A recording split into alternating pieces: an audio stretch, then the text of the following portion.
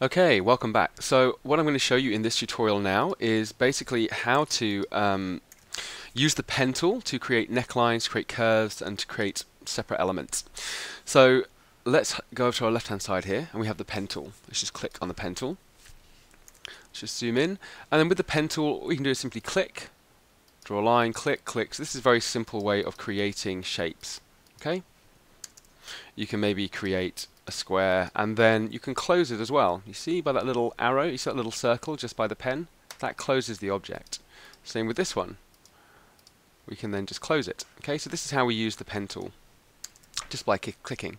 You can also use the pen tool to create curves. So click a point, then click and hold, and then if you move further away from the point, so that's my original point, if I move away from it using my mouse, we can create quite a wide, obtuse curve.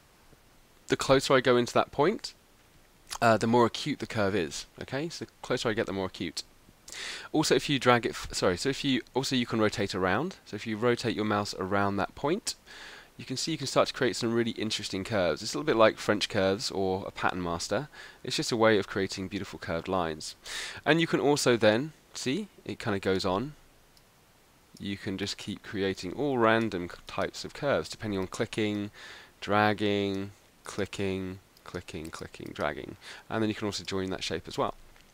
So have a play with the pen tool. It's really interesting, it's really fun to use, and also we have some other bits as well. So as I said, let's just create a shape and we have a curve as well. This is a random shape we just created. Okay, so the add anchor point tool. So if I click on this line, you can see we have a point here, a point here, a point here. We have points and we have lines and we have curves. So the add anchor point tool, this allows you to simply add a point on a line anywhere, and then that gives you the option with the small selection tool. Click on that point, you can then manipulate it even more. Okay, so for example here, you could add a point, and you could do that. Not that you'd want to, because that would break your block, but it's useful later on when we start pattern cutting. I just want you to get the hang of using this tool. Minus anchor point tool, so if I click this, or delete anchor point tool, I can then start deleting points to simplify my object. You see? So that's really helpful as well, and we can then go in and add some more. So you can edit your patterns by adding points and removing points. And then the last tool is this one, so the anchor point tool. They've named these just some ridiculous names, but if you click on this tool here, find a point. It has to be a point, it won't work on a line. Actually, yes, it will work on a line, but we're going to use points. Click on that point and click and drag, okay? So click and drag, and that allows you to add a curve to these points, okay? And you can also, using this tool, you can then change the beziers, and these are called beziers, independently. These little handles here, these are called bezier handles, and these are called beziers. So yeah, you can basically adjust these independently. If you click it again, you can then do it. So if you click it, it'll remove it. If you click and drag, it'll do both. If you isolate that point and click and drag, then it'll just isolate that point. Okay, so really helpful, really powerful as well, really fun. Okay, so what we're going to do is we're going to start looking at how to use these to draw necklines. So first of all, or to draw anything, to just amend your block in any way. So first of all, what I'm going to do is I'm just going to grab a point from my key over here, copy, and then going to paste it in. And we're going to do, we've done this in the past tutorials, I'm going to go 5.5 cm along, hit copy, rotate it up to the shoulder line, that's 5 cm, and I'm going to mark my new neckline, let's say 2 cm down, hit copy.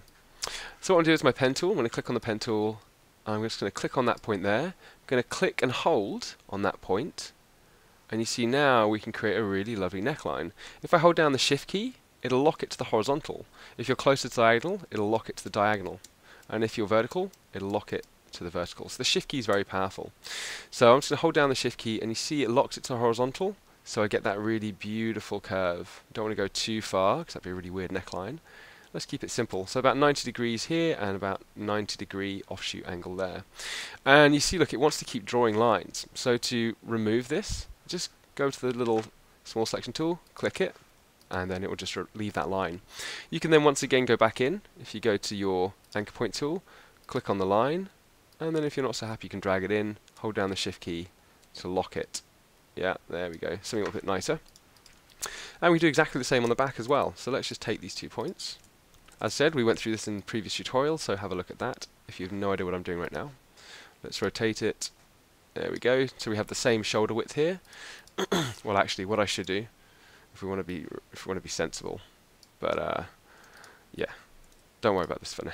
This is going to come later in our pattern cutting tutorials, but I'm just going to sort that shoulder line out.